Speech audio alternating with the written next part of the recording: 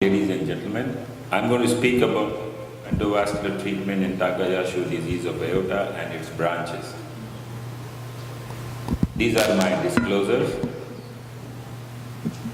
Takayasu arthritis is a chronic inflammatory disease of aorta and its major branches. The exact etiology is unknown, but it is thought to be of autoimmune origin with abnormalities of humoral and cellular immunity with increased CD4 to CD8 ratio. It's a panarthritis which is characterized by two stages. The early stage is the infiltrative stage and an inflammatory stage, while a later stage is the burnt out stage, which is characterized by intimal and adventitial fibrosis and medial degeneration, leading to varying degrees of stenosis and dilatation of involved vessels.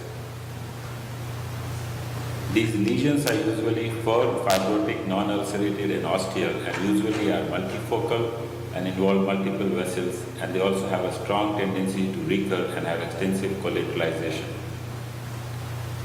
These are the various technologies available for treating Takayasu arthritis by endovascular means.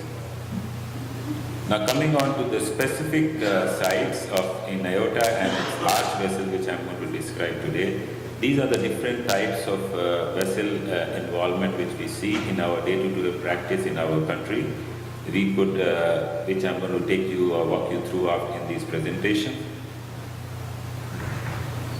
We want to achieve a aortic gradient less than 50% of original. Different series here have shown a very high success rate and a very low restenosis rate. This is our experience of aortic intervention in Takayasu arthritis over 147 patients. We had 100% technical success and had a 3-year follow-up with 7% restenosis. This is one of our rare patients with the stenosis of the left common carotid and the left subclavian artery, dissecting aneurysm of the arch, rat-tailing stenosis of the thoracoabdominal part of the aorta, and total occlusion of the infrarenal aorta with the renal artery stenosis.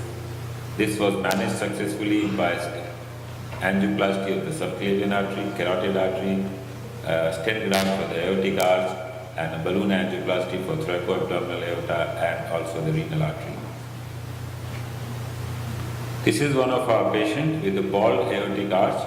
We treated this patient with stenting of the ostium of the innominate artery, followed by bifurcation stenting of the innominate artery involving requiring a stent in the subclavian and the carotid artery.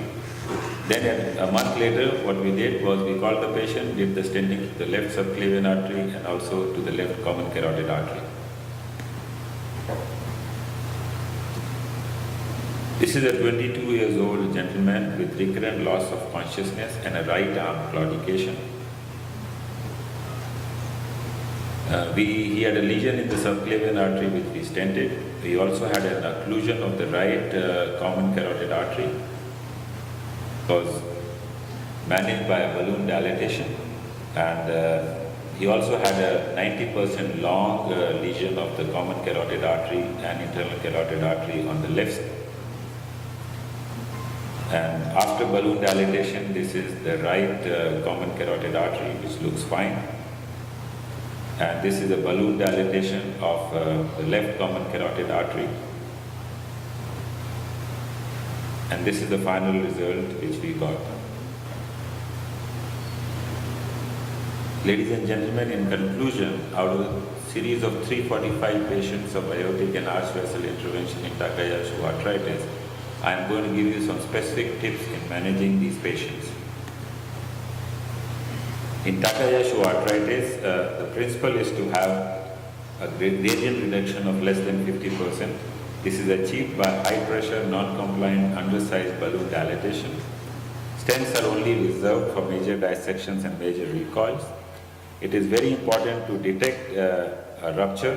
In case there is a rupture, we use covered stents for managing these ruptures. As far as possible, we should avoid stenting the abdominal aorta because of the origin of renal arteries and mesenteric arteries. Therefore, ladies and gentlemen, endovascular management has emerged as the treatment of choice for both stenotic and aneurysmal lesions in Takayasu arthritis. The major advantages are its ease, safety and efficacy, and also the feasibility of tackling multiple lesions and multiple vessels at the same time, and also coming back and re-intervening in cases of recurrence or new lesions which come up in the natural course of the disease. And now the results can be improved by stent